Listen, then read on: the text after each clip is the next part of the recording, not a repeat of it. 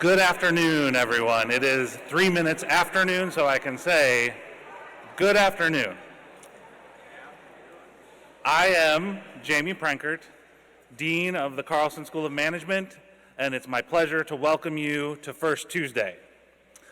I hope you all had a wonderful Labor Day weekend. As many of you may know, this is my first Labor Day as a Minnesotan, and I learned that the week leading up to Labor Day and the Labor Day weekend is a special time in the Twin Cities and in Minnesota. I was able to greet students as they were coming to campus. I cheered the Gophers on to the win on Thursday night. Go Gophers! And maybe most momentously, I had my first Minnesota State Fair experience last week. I was able to go with a number of students, some staff members, one self-described a State Fair superfan.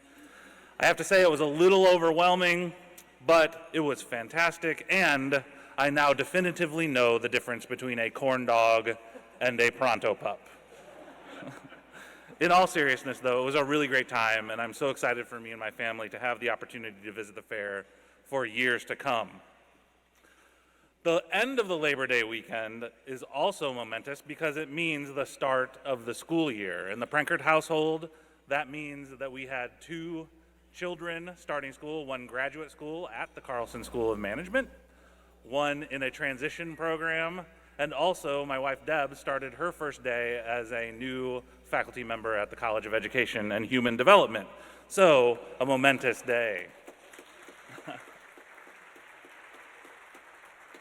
It also marks the first day of classes, obviously, here at the University of Minnesota. The start of a new academic year always brings such a great atmosphere, and I'm thrilled to see so much energy and activity and enthusiasm back on campus and in the Carlson School building. As this is my first year, I'm particularly excited that I get to spend the balance of my afternoon back at the Carlson School with faculty, staff, and students in an all-school event we're calling a First Day celebration. So today, before we begin our fireside chat with First Tuesday with Darrel German, I'd like to thank First Tuesday's corporate and media sponsors, Wells Fargo, Nerdery, and Twin Cities Business.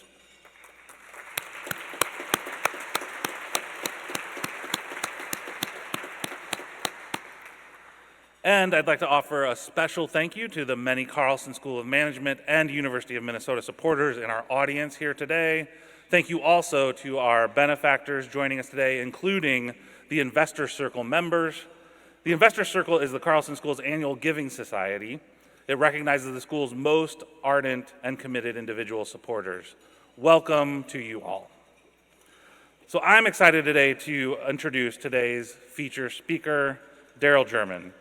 Darrel is the regional president for Minnesota at Huntington National Bank, and he's held that position since 2020.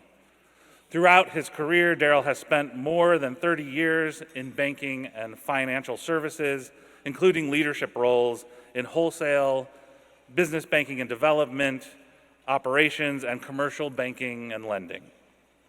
Before joining Huntington National Bank, he spent nearly 8 years at Wells Fargo, holding a variety of senior leadership positions. He also worked as the regional vice president for TD Bank, where he led a middle market and commercial lending group. Here in the Twin Cities, Darrel serves as the chair of the Minneapolis Regional Chamber and is a member of the M Health Fairview Philanthropic Board, the Guthrie Theater Board, and the Finance Committee for YMCA of the North. In addition to his professional career, Darrel also has a career in the military as a soldier and recently retired from the United States Army Reserve at the rank of colonel.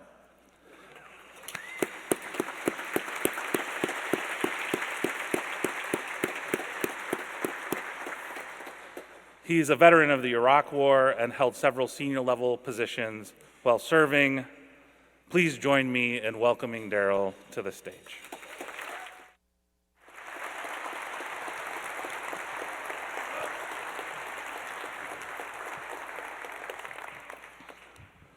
So first of all, Darrel, I want to give you my gratitude for your service to this country, and I know that everyone in the room joins me in appreciating the time, the commitment, the bravery, and the sacrifice you made in serving our country. Thank you.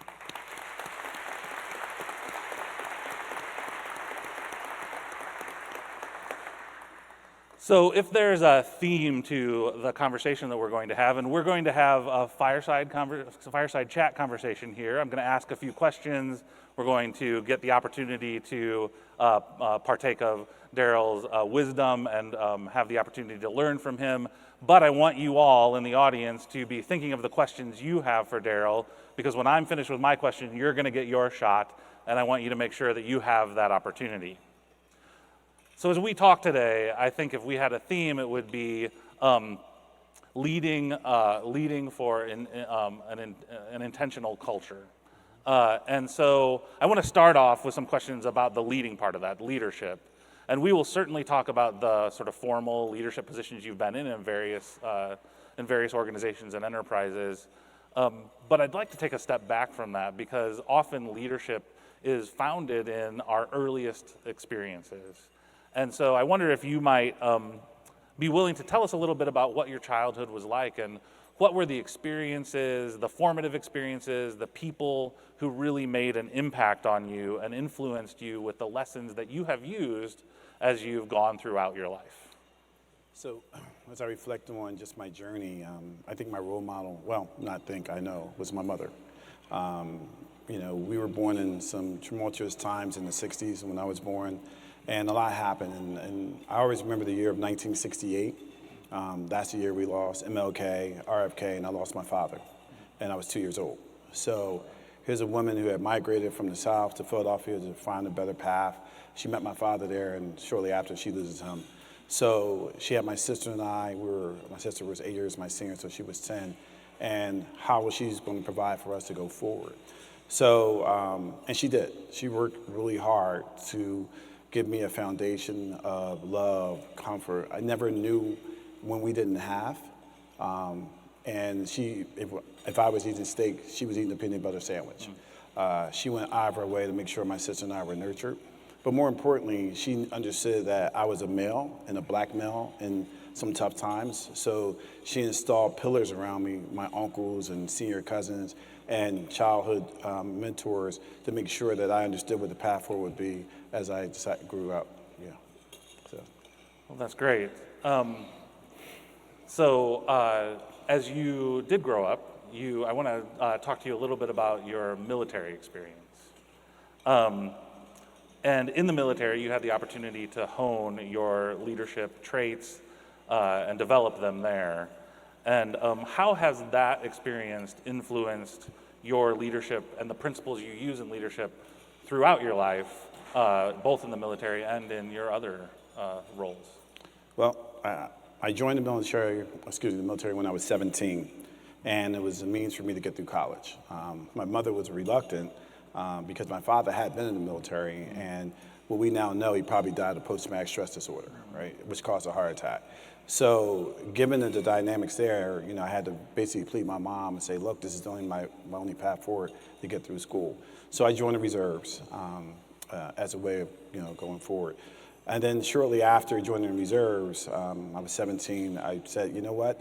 I was in my second phase of training as an enlisted soldier, and we were down in Fort Jackson, and the drill sergeant had marched us over to this big field, and we were cutting up grass, and then we were taking this grass over to this nice building with a clubhouse and swimming pool, and I turned to the drill sergeant and I said, what is this place? This is really nice.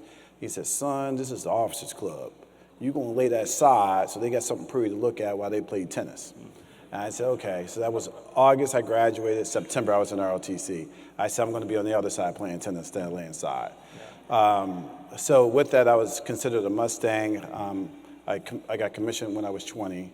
And literally, throughout my whole career, there was a lot of parity between the two, but cross-pollination, because you go from a tactical phase of your life to an operational to a strategic.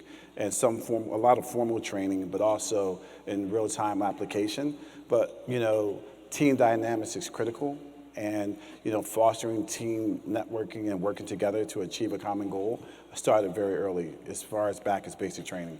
And I think that has helped me throughout my career, just, obviously in the military, but more so on the corporate side as well. Great. So jumping off that a little bit, what are some of the similarities and differences that you have experienced between leading teams in the military and leading teams in the finance sector? Well, I think all of us as leaders, you're faced with different dynamics from personalities and background, right? But you have to have an appreciation for it. I think early in my career, we're so focused on just driving to the task and not really understanding how the team dynamics play in there. And you may have your way and only your way of getting it done, but not necessarily is the right way, right? And over time, you learn to appreciate other thoughts and ideas, right? And really give them some buy-in, right? And some equity into the situation. And then it's collaborative, right? And they own it along with you. And those outcomes have definitely helped me throughout my career. And so right now, more team focused for sure, and really appreciate different perspectives. And we kind of walk through, what's the best course of action. And then from there, we'll execute on what's the best outcome for us and the team. Okay. So as someone who has then led a variety of teams in those various areas, what are the qualities and behaviors that you think are the most important to be an effective leader in today's world, regardless of where you're leading? Well, we all know change happens at the drop of a second. We just went through the pandemic. In this region, we went through social unrest. I think one of the key attributes that I try to employ is being an active listener and really hearing different perspectives, right? Because you don't know what you don't know, right? And really appreciating that. And I think diversity is critical to those conversations, because when you gather all those thoughts in one room and people see that you're really listening to them and owning what they say, then they buy in. And I've seen that in what we've done here in Minnesota and other teams that I've led in the military. And just a quick story that I remember, I had just made colonel, and I had walked into the personnel office to update all my new paperwork and all that. And it was two soldiers in there, Sergeant Brown and Sergeant Mendoza, and they were playing. It was hip hop on the radio, and they went to turn it down. I said, "Well, you don't have to turn it down." And they looked at me, with a slide, with a slant, right? And I said, "Well, let me ask you this question: Tupac or Biggie?" Right? And so really, here's this colonel accent. He was E5 and E4, and one guy said, "Well, I like Biggie," and the other guy said, "Well, I was kind of feeling Jay-Z." I said, well, Jay-Z wouldn't be anything if Biggie wasn't there first. So we're having this exchange, and I said, look, my life was like you. Just because I wear this doesn't make me any better than you. And I said, so what you do contributes to our overall success of this unit. So never feel that you're lesser than anybody just because we have a different rank. So always coming down to their level, understand, and not coming down. Just let them understand our paths are a little bit different, but we're all there together. Yeah, that's great. So this question may sort of jump off of that story a little bit.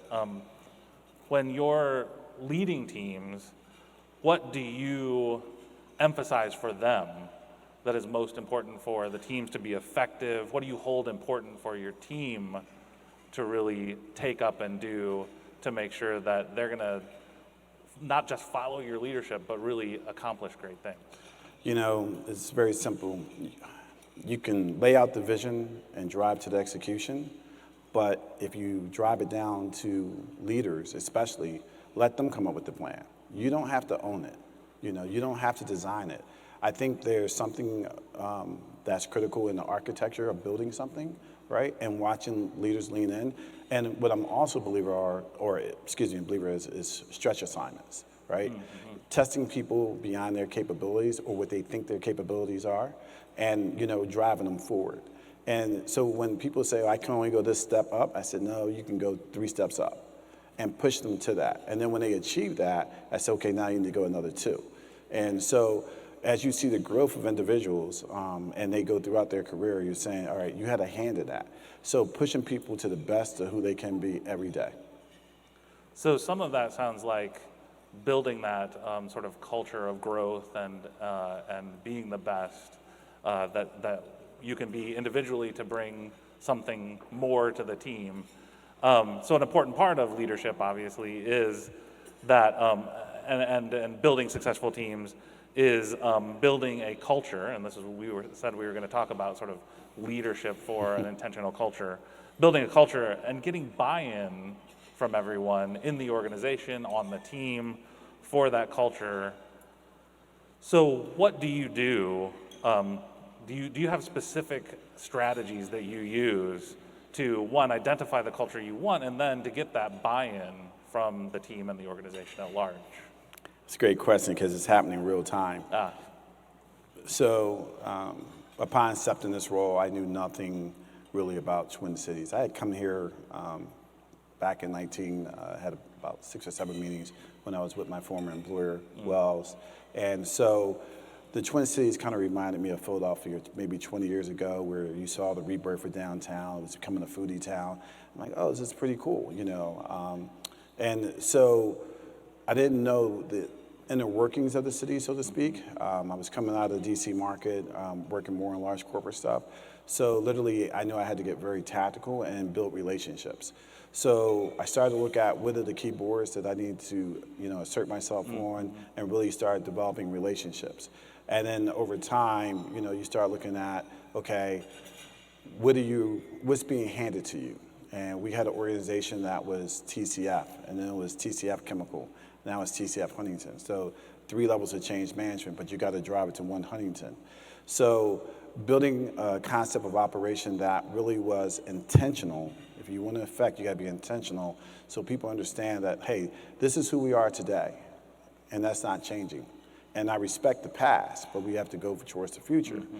And we did some intentional engagements with our team, bringing them in, and it was tough. It was COVID too, right?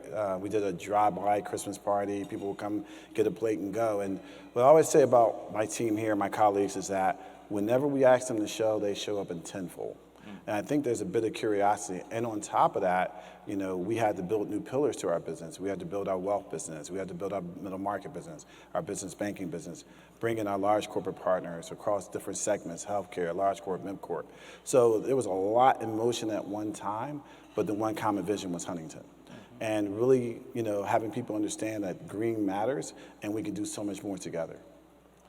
So I want to pick up on the timing that you talked about, and I apologize because this is a question that we didn't talk about at all. But I think it's important because you mentioned how as you were trying to do that work, it was in the middle of the pandemic. Mm-hmm. You arrived in the Twin Cities in the middle of the pandemic. I wonder if you could just reflect a little bit about, or actually, I think you arrived at the start of the pandemic, right? So, it was a year in. Oh, a year in, yeah, okay. Because pandemic was March of 20. I got here March of 21. Okay. And it was tough. I mean, clearly everything was shut down. My wife and I actually would come out in November and do weekly trips, and it was like a ghost town. We intentionally stayed at the Mall of America just to get a walk around the mall and have some sense of normalcy, but it wasn't, right? But I was saying to you earlier, which was shocking to me, when I arrived March 14th, I remember the date, March 15th, I played golf, and I'm like, oh, this is kind of cool. It's not going to be that bad. Like, yeah, I can live with this. And the last 2 years, really disappointed, right? Winter hung on until May, but so I got false hope. But coming into that time, I think I was so focused on what we had to do as an organization. You just kind of navigate around the speed bumps and the hurdles. And, you got to have a strong support, letting you allow you to do that. And the one thing I can say, and, this is not because I'm, bragging about my CEO. He literally is like, it's your playbook. You run it. Mm-hmm. Tell us what support you need. And he's allowed me to do that. I say this all the time, and some of my colleagues have heard me say it. In 33 years of service and 30 plus years in corporate America, this is the first time I could be my full self. I've been in organizations where you had to kiss the ring, or you had to align, you had to assimilate. Clearly, the military you had to, right? There's a protocol and regiment. Here, I'm very transparent. I speak my mind, and and I think there's a level of appreciation for that, right? And because I'm just speaking my truth, Yep. but I'm speaking my truth for the betterment, for the better of my organization. Well, that's great. So, as you are doing that, and as you are working to build the culture and honor the past, as you said, sort of know what it is, and you're moving through these transitions, how do you prioritize? You said a little bit about this, but I don't want to give you an opportunity to kind of bring it all together.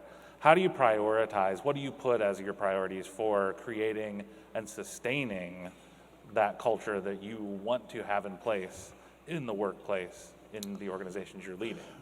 One of my favorite sayings is that you lead from the front and by example. And I challenge all my leaders, you don't have to work as hard as I do. And I'm up early and out late pretty much every night and weekends, but I expect at least 75% of the effort. Because if I'm driving for a better outcome, I need you to do it with me. I can't do it by myself. And there are leaders out there who feel like I can conquer the world. And you can't, especially with the size of our organization here in the Twin Cities. We're a growth in an emerging market for Huntington. So there's so much to be done. And you're fooling yourself. You think you're the person who has all the right answers, solutions. So you need them to have input into how we want to build this together, right? And be respectful to say, all right, I need you to own that. Just go. I got your back. And when I look around the table of our various leaders, and I look at my leadership roundtable, like we all care about one another. We care about the people that we lead, and we don't treat them as employees. We treat them as colleagues. And I think that team dynamic has helped us grow rapidly in this marketplace. Well, that's great. Well, I want to give you an opportunity to say a little bit more about that work at Huntington Bank, particularly as you moved here to work at TCF Bank, and you said you went through these stepwise mergers to where you are now. I just want to give you the opportunity to say from your perspective, how has that process gone, and how has the merger how are you coming out on the other side of the merger process? Well, let me say this. I think we probably beat a lot of expectations from what we've done here. Definitely from an internal perspective. I don't think anyone really thought we would build so quickly, so fast, but we did, right? We had confidence as a leadership team on what we had to do. I remember showing up November 10th of 20, and going into the building was just me and a few others, right? And now if you come to our office, we're packed out, right? And that's just a testament of the people that we brought on to join us in this journey, brought into what the vision of Huntington is. And then also we had to tie into the legacy folks and saying, hey, this is our path forward. Please join us. And we have. So when I look at just where we're at from a growth standpoint, it has been tremendous. Nothing short of amazing. And that's not patting myself on the back. That's patting all the individuals that I work with every day. And there's huge connect points. I mean, if I look at our business resource groups that we stood up, I mean, the work that they're doing to cultivate culture as it relates to Huntington. Some are here today from our military group and other groups. And, they're there. They're always leaning in. And I can't ask for a better group of teammates to work with. Very good. So with this merger, Huntington is expanding significantly into Minnesota in a new and exciting way, as you mentioned.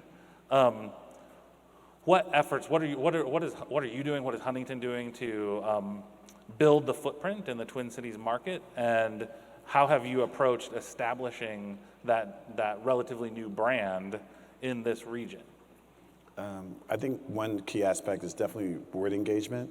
But for me and our team, the business is one side, right? But also we care about the community, and we do it hand in hand. In some organizations I work for, community was a subset of the business and what the priorities are. And especially what just happened here, not too many years ago with George Floyd, it was a critical point for us to really drive that forward and make it a high priority for our bank to really help solve some of the problems that were going on within the region that still exist. And that predated George Floyd incident. That just brought a light to what was going on.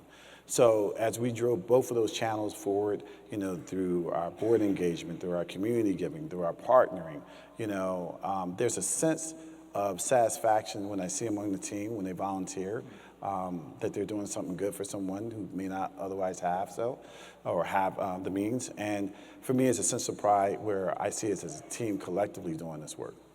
Great. So I want to pick up a little bit on what you were just mentioning about the work, particularly in the DEI space. Having talked to you a little bit, I know how important that is to you.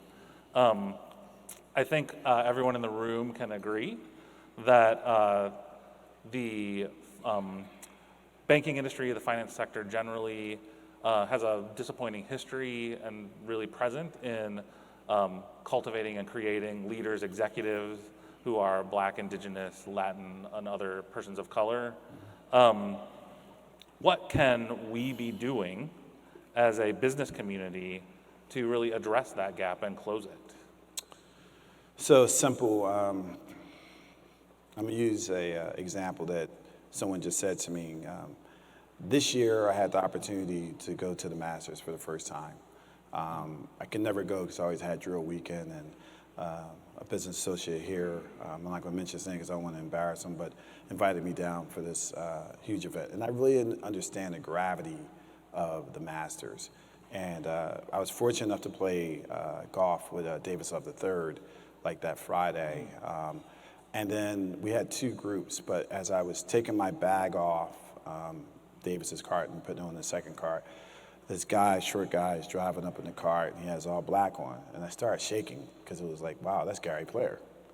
And he literally stopped at me. My group was probably 10 feet away, and he was showing me a putting tip. You know, keep your eye on the ball. If you pick your head up, your ball's going to push out right. And then he got out the cart, and, you know, he says, Darrel, you know what? It warms my heart for you to be here today. He says, you know, in 1950, he was having an 87-year-old moment. In 1957, I lobbied the tour for Charlie Sifford to play on this tour. And I lobbied these guys, and they just wouldn't do it. He says, not because he was African-American. He says, I say black because I'm South African. Is that okay? So I said, it's okay, Mr. Blair. He said, not because he was black, because he was a hell of a golfer. And he said, you know, Lee came in 75, and then Tiger, you know, was here, and VJ and others. And he says, seeing you here today is saying we're making progress. But I'm going to leave you with this. Change is hard to come unless it's intentional. And what I'm seeing is the lack of intentionality to make that change. We talk about it, but are we really doing it? And it's easy. Look around your boardrooms, look around your executive leadership teams. Do they mirror the society in which we represent holistically? I'm just saying. You know, it doesn't say a lot. You know, to this day, it troubles me. And I'm just going to be real. You know, for the African Americans in the room, we go in the room, we do black roll call, right? We do. And I sit in so many meetings here, if it's not a room of 200, it may be one or two of me. That's a problem. So what are we doing intentionally to address that problem? And it's not just blacks, it's Latinx, everyone. If we really want the better outcomes, and I talked about diversity earlier, you need people like us and others in the room. So you will get the best of the best. So that's how I see it. And then when we win at that is when we don't have to talk about it anymore. When it just happens. Just in business. So thank you for that. And I want to give you the chance to talk about initiatives that Huntington Bank is doing in this area to make the banking industry more diverse, to ensure that Huntington Bank is reflecting the communities that you're doing business in, and any other initiatives you want to talk about in this area? Well, I think, you know, we have our community plan, and we were very intentional about rolling that out, September of 21, $40 billion plan around social inequity, community reinvestment. Marcio, keep me honest, home ownership, and those are our key pillars that we wanted to drive here from an enterprise standpoint. It tied in well what was happening here in this marketplace from the lack of disparity. And then, you know, I was actually playing golf, and I know a lot is golf, right? With our head of DNI and our regional DNI. I said, you know, it's that old saying, I'm sick and tired of being sick and tired, and you have to do something about it. And my wife and I talk about it all the time as well. You know, how do we affect change? We're in these roles to have great influence. So we held a D&I summit here in December 8th of 21 to talk about the lack of disparity or the lack of diversity in the workplace at the senior levels, but more importantly, addressing the disparities within the African American community, especially because they were the worst in the region. I think at the time, median incomes for African Americans was 40,000, of the mass is 82,000, right? So more than half, right? So it was like, wow. But yet, you have 15 Fortune 500 companies that's headquartered here, all this wealth, but why is the disparity continuing to grow? So there's a problem. So I was fortunate enough to have Tanya Allen from Ignite on our panel, and then she took it to steroids. Like she, blew out groundbreak and literally to drive $2 billion into this region over a 10-year period. I mean, pretty aggressive. I'm fortunate enough to sit on her executive team, and my chairman is on her national chair to support this effort, right? Being intentional. And we didn't say that all BIPOCs aren't being affected, but we knew African Americans were the worst. So therefore, if we can affect that group, then everything will be the trickle-down effect. And same pillars, community reinvestment, affordable housing, lose my train of thought, rental housing as well. So, those are the pillars that we're trying to drive as a group. And what I'm happy to say that she's brought together, private, public, businesses. And, we have a banking coalition that works on a lot of these different areas to help solve, for these issues that we're dealing with here. And hopefully over time, we'll close that wealth gap. That's great. So I want to give you any other opportunity to talk about the Groundbreak Coalition or anything else you're working on. And I also want to ask a sort of self-interested question. So today's the first day of classes here on campus. As you reflect on the talent that you're trying to make sure comes in to your organizations, the organizations that you're working with, what are the things that educational institutions like the University of Minnesota and like the Carlson School of Management should be doing in your eyes to make sure that we're developing that kind of talent for you? Well, clearly I think it has to be an inviting community, right? And it was energy on the campus today driving up, which really felt really good. And so when I look at I'm a product of HBCU. I'm the first HBCU, Cheney University, so I definitely have to give them a shout out, 1837. But I'm gonna take it back even further. We have 3 kids. We have one at Howard, one at College of Charleston, and one that's on the way. And we're very intentional about their college choices and having a variety of, what your opportunities are. But we do mandate that you do see or visit HBCUs, right? Support that pillar because it did okay for me, right? So selfishly, that's, sure, there. When I look at just the environment, I think students today, this generation is different in so many ways. I think, they don't have the burdens of the 60s and the 70s and the divisiveness that I saw growing up. They are forward thinkers. They want instant gratification, but they're more diverse. I mean, the world is changing. The demographics of our world are changing, and they're leaning into these spaces. So I think, we as being the elder statesmen have to identify that, nurture that. And when I look at the U, the demographics of, what we're trying to build here in the region should reflect that in the U. And I know the U is doing some great work around that area and intentional about it. I think recruiting from HBCUs going into areas where you otherwise would not have is key. Certain populated areas where you will draw different talent, I think will only foster the overall mission here, having that different look across the board. Great. Well, thank you. So now I want to take the opportunity to turn to all of you and give you the chance. You've been thinking about your questions. This conversation has been enlightening in so many ways. So please offer your questions. Amy will go ahead and give us our first question, both those in person and online. Sounds great. We're going to start here with Mark. Thank you. Thank you for your presentation today. There are a lot of thoughts that I've had in the last half hour and 45 minutes, all good. But I want to talk about the football stadium. It says Huntington Bank on it.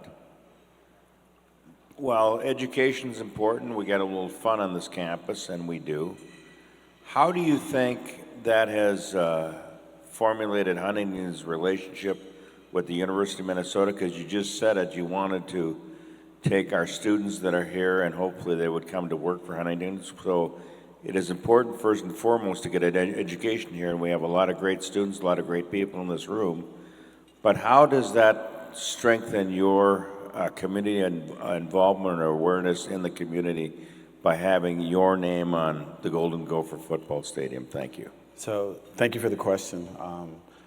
September of 21, the first Gopher game was our coming out party, and it was a rebranding to Huntington Stadium. And we heard a lot of pushback. Well, the colors don't align, the field's not going to look like, what's the scoreboard going to be like? And I have to say the university staff supported everything that we wanted to do from a marketing and branding standpoint. And after game one, we never heard that again. So when I look at what our opportunity has been at Huntington, to have our name on the stadium is definitely impactful. To see it on national TV, helps resonate with others. There's a bit of curiosity because we're more Midwest-centric, but when you hear about what we're about, we're a 100-plus organization, and what our legacy is, P.J. Huntington actually signed the Declaration of Independence. When people hear our backstory and we focus on local and what our delivery is, it's a compelling story. So when I look at the students and they see our engagement of our colleagues within our retail network who do fabulous work, and shout out to them because they've lived through some tough times, with the pandemic. They were on duty right there every single day, doing social unrest, on duty, delivering every single day. That culture that your students get to see in our branches here locally on campus only resonates the Huntington brand, so I'm thankful for that. Okay, we have another question here in person. Okay. As president and a business leader, what are some of the big challenges in your job?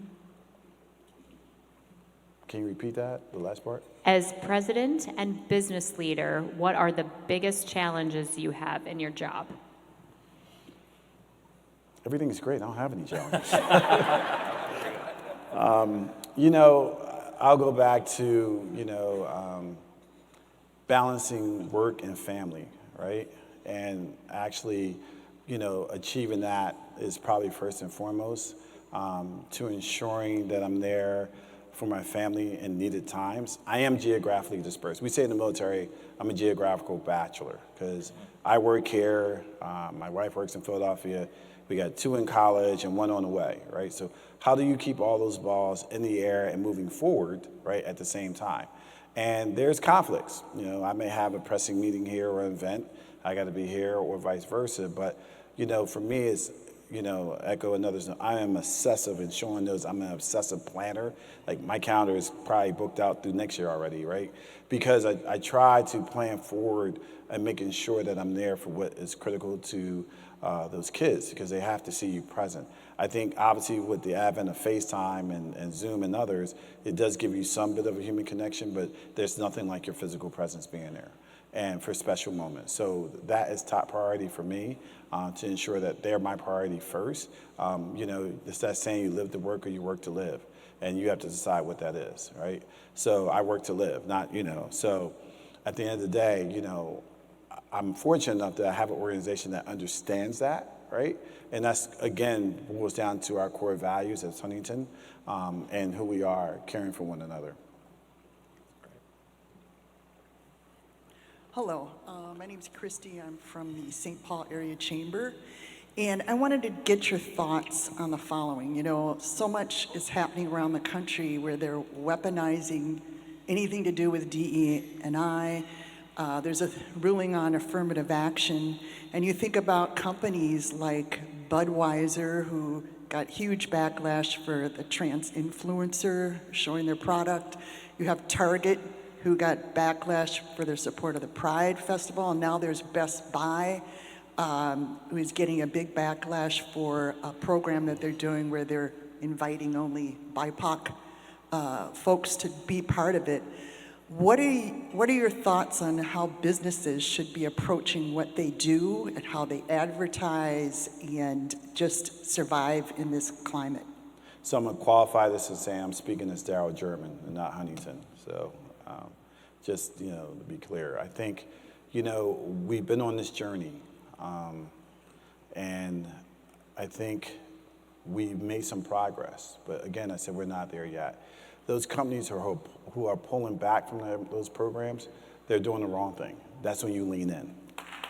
That's where you have to be intentional about it.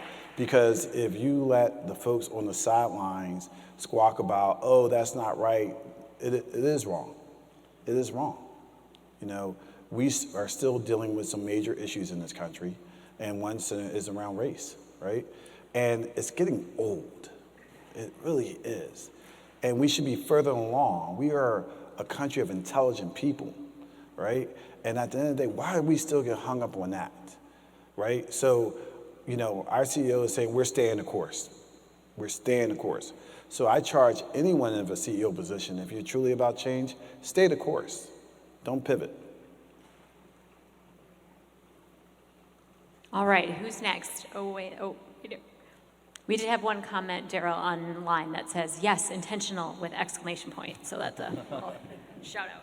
I'll make it quick. I work in the Career Center at Carlson, and we talk to students every day, and I was curious if you wanted to share a message or thoughts with students about why they should consider finance, consider Huntington Bank in general, especially among students who are from underrepresented groups. That's part of the message that we try to get out, so I'd love to hear your thoughts. Thank you. Again, prior to coming to Huntington, I worked in large money centers. Obviously, this was larger in Huntington. And what I can appreciate here is that, we really get tactical in nurturing our young talent. We just had a cohort come through, and we had local students here that came out of that supported a number of our business units. And I had a roundtable lunch with them, and these kids are amazing. I mean, a couple of them were in the data space, and they were making my head spin. It was like, wow. So I do feel like, we're going to be okay. I think, holistically, when I look at, kids today, they want to have a seat at the table, and you better give them their voice. And even, having young kids and trying to keep them focused, and have them respect, the path that was paved for them, it's hard sometimes. And I think what we intentionally do at Huntington is really nurture their thoughts. I mean, they were working on some projects, capstone projects, and they really dug in. And they were deliverables that we're executing throughout the organization. So that's a high watermark, right? When you can come into the organization at such a young age and bring value. And I think that's what our kids are looking for. Darrel, first off, thank you for your remarks today. Really appreciate the commentary. It's an incredibly challenging time from an economic perspective with all the ups and downs, and is there going to be a recession, is there not? For the banking industry particularly, and traditional banks, if you will. How is Huntington partnering with fintechs or being challenged by fintechs? Can you give us kind of some insight into how Huntington innovates in a really challenging environment like today? Yeah. Thank you for the question.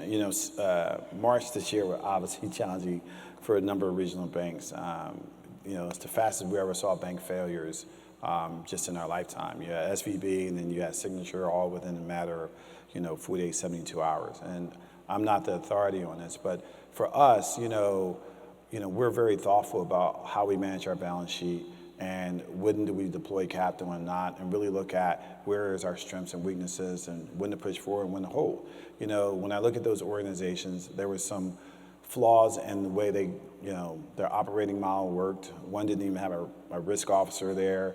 They were not covered. 95% of the deposits not covered. I mean, those are fundamental things you learn in banking 101, right? So we understood that, and we were fine. And sadly enough, though, you're guilty by association. So you got to retell your story, show how strong you are. So we're only two core banks or two regional banks that grew deposits over the last couple of quarters, which is remarkable, given the stigma that came along with those failures.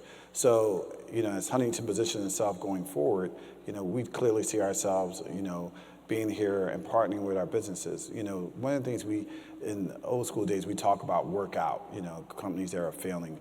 We don't believe in working companies out. We believe in working companies in. And they sit down with our group and really find a path forward for those businesses. So we have a high recapture rate relative to bringing business back on good footing. And that's a thoughtful approach that we believe in. Because why would you want to close down the businesses that's going to lose jobs, have an adverse effect on the economy and our communities? So again, it goes against who we are as Huntington. So we try to uplift in everything that we do. So hopefully that answers your question. All right, we have an online question here. Steve? The question is, what is your position about the following statement? Artificial intelligence, or AI, is going to replace people. Wow. Again, I'll say you know what you don't know. And I don't know enough about artificial intelligence to say that you can never replace people, right? We are such complex individuals, right? And we have the intelligence side, we have the emotional side. So I'm not a believer of that statement. And so, I think it's like, let's just go back, right? If you look at the pandemic, right? We all got, cursed to Zooms and Teams. So were they horrible things? No, they helped us during a rough time. So when I look at those tools now, when you're in a pinch, you can still have a meeting and you can still advance the ball, but it didn't replace this right here, this room. The room dynamic matters, right? Because you feed off of people's energy. So again, it's how we utilize those things to enhance what we do and not take away from. All right, we've got time for one more question. Who wants to be the last one? Oh, look, all right.